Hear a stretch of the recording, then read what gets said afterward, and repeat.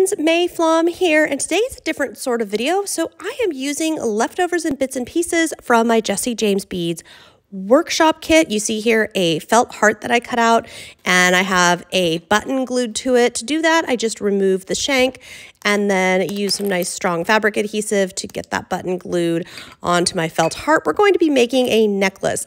And I mentioned before this is different because these are supplies that were either extra or a part of the Jesse James Beads winter workshop kit.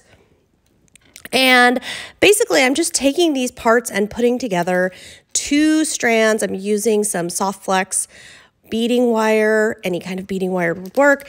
I'm just putting together 2 strands and then using crimp beads from, crimp tubes from my stash, and I'm going to put crimp beads over the top of them.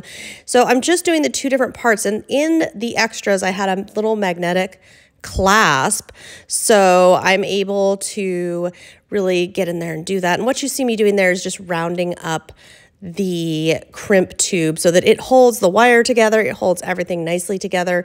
This is really a super fun and easy project, and what inspired me to do it was, number 1, I'm a big fan of using up leftovers, and number 2, I'm a big fan of felt in jewelry. This is Benzie Designs felt, my personal favorite felt that we had here in class. And my class is actually making a pouch, a felt pouch. So this is just a little bit of leftover that we had. And you can see here, I just keep on closing up the ends. So super simple. If you can string beads on a wire or on a string even, you could use cord and tie knots. Whatever you've got, however you want to make it work. Super low tech, super low supply list. This is just a really fun thing to do, and it works for every season, even though I'm making myself a little Christmas necklace here. And this is the crimp bead cover that I talked about. It works best to grab it with my pliers and put it on there. I'm not sure why I keep trying to put it on with my fingers and then get my pliers out and then it falls off, etc., etc. I'll learn my lesson someday, I'm sure, or I should say, I hope. So once we've got all of that on, and again, that's all optional. It's what do you have? What do you want to make work? Then we're going to do any stitching onto our felt hearts. So notice I've got 2 felt hearts. We're just stitching onto 1. We're going to take a button and go ahead and sew it on. It's a little heart button. And actually, the buttons that I'm using here are available for purchase. I'll add links in the description of this video. So this one I'm sewing on, and I will actually put a dot of adhesive. When I tie a knot like this for a button, I put a little dab of adhesive because sometimes it can come undone with use and with time.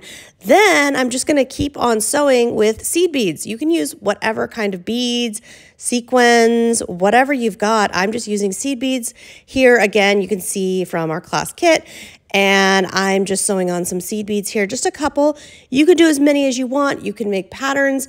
This, again, is just a really great project to create with and make the most out of leftovers or out of bits and pieces of things. You don't have to have a whole cohesive anything for a project like this, which, of course, is something that I love about it. Now, once you have got all of the accents on that you want, you put that second heart on the backside. The second felt heart is on the backside, and we're going to stitch around the edges. You could do a blanket stitch, straight stitch, back stitch. Guys, whatever it is that makes you happy, whatever it is that you want to do here, do that. I'm just doing a simple running stitch because there's not a lot to hold together. It's very lightweight. And what this is going to do is all of those stitches that I did with the seed beads and things, this is just going to cover them all up. This is just going to make it so that the back of my piece looks nice, so that those stitches, so that it doesn't rub on my shirt or on my skin, depending on how long this necklace hangs. And so that the backside is as nice as the front, so that the backside, all you're going to be seeing is nice little stitches. Once you get that done, you're going to punch a hole. I have my big old industrial hole punch here out that you don't need that. If you don't have a hole punch, you could use scissors to puncture a small hole, and in most cases you are going to have to do a little trimming.